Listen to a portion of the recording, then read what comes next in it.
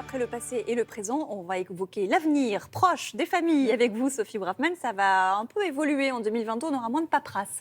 Alors, ça va un peu évoluer et dans le bon sens, on va commencer avec le congé paternité, puisque ce congé était déjà, je vous regarde vous, Anissé, forcément, ce congé était déjà allongé là en 2020, mais c'est donc la première année pleine où il va passer de 14 jours à 28 jours. Donc l'idée, c'est aussi d'inciter, au travers de ça, les pères à prendre ce fameux congé paternité, parce qu'il faut rappeler quand même qu'en 2020, seulement 67% des pères y recouraient, contre 66% en 2003. Oui, Donc, c'est stable, ça n'a pas oui, beaucoup c'est bougé. stable. Quoi. Allez les papas, qu'est-ce qui se passe là? Et C'est pourtant, important. moi, je constate autour de moi qu'il y a de plus en plus de papas qui veulent prendre Et des qui ont congés envie, parentaux. et surtout l'idée c'est que ces premiers jours-là sont importants quand même pour renforcer le lien avec le nouvel enfant qui vient d'arriver. Donc on espère que cet allongement va motiver les pères à prendre ce fameux congé paternité. Et autre grande nouvelle aussi, il y a une chose qui va changer notamment quand je parle des pensions alimentaires qui ne sont pas versées. Voilà, ça concerne quand même 300 000 foyers en France. On a parlé ici des familles monoparentales, ce sont souvent des femmes et il faut dire que cette pension reste essentielle puisqu'elle demeure pour nombre d'entre elles 1/5 des revenus. Donc l'idée en fait c'est que la CAF, via l'ARIPA, qui est l'agence de recouvrement des impayés de pensions alimentaires, prenne le relais et s'assure que cette pension soit versée. Donc en fait, ils vont faire la transition entre le parent débiteur et le parent qui n'a pas reçu sa pension. Et surtout, si jamais cette pension n'est pas versée, elle verse à minima 116 € par enfant et par mois. Donc voilà, c'est quand même une très très bonne nouvelle pour les familles en 2022. Et Perrine Brami a rencontré Ingrid, qui bénéficie déjà de ce dispositif mis en place par l'ARIPA. Première réforme, l'intervention de la Caisse d'allocation familiale contre les impayés des pensions alimentaires. 5. Bravo. 40 000 parents en bénéficient déjà, comme Ingrid, qui a connu de nombreux mois de galère. C'était des retards, parce qu'au départ, on essaie quand même de comprendre avant de rentrer dans une démarche comme ça. Mais ça serait des retards, ça serait des mois, parfois, sans allocation. Aujourd'hui, c'est la CAF qui prend 100% le relais et qui me verse intégralement cette pension alimentaire. À partir du 1er mars, la médiation par la CAF sera automatiquement proposée en cas de divorce en justice.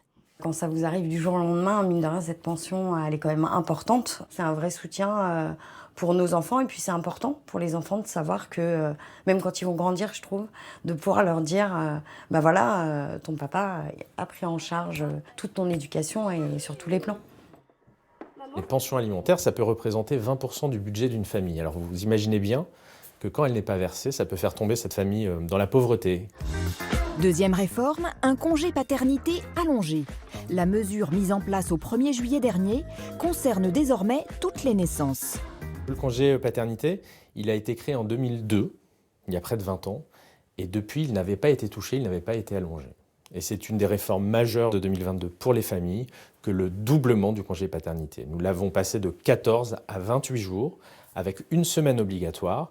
Ce congé paternité rallongé, Yannick y a goûté avec bonheur. Il en a même tiré un livre. Alors moi j'ai connu les deux versions du congé paternité. Le premier a été très court, j'ai même pas osé prendre mes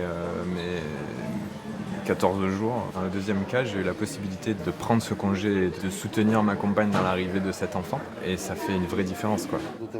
Oui, moi je suis auteur et illustrateur. J'ai fait les deux. C'est encore compliqué aujourd'hui de prendre ce congé paternité parce que très souvent c'est quelque chose qu'on va attribuer un peu au tir au flanc, aux gens qui veulent pas travailler. Et du coup, ça permet de pouvoir dire maintenant c'est légal et j'ai le droit de le faire et j'ai le droit de le prendre ce congé paternité. Bon, et comme disait Annie, c'est très justement hors antenne, c'est aussi l'occasion d'aider la maman quand elle revient de la maternité. Voilà, c'est toujours un plaisir et puis ça lui fait du bien à la maman d'être un peu aidée à ce moment-là. Elle en a bien besoin. Vous me disiez, Maya, tout à l'heure, la bonne nouvelle, c'est qu'on va essayer de diminuer les paperasses en 2022. C'est vrai qu'on est un pays où il y a souvent beaucoup de paperasses. Alors oui, a priori, on devrait les réduire un peu. Donc bonne nouvelle pour ceux qui ont justement des assistantes maternelles, qui reste le premier mode de garde en France. Le système du CESU+ va se développer. Donc c'est quand même beaucoup plus simple quand on a une assistante maternelle. Ça vous Chèque évite... emploi-service. Voilà, exactement.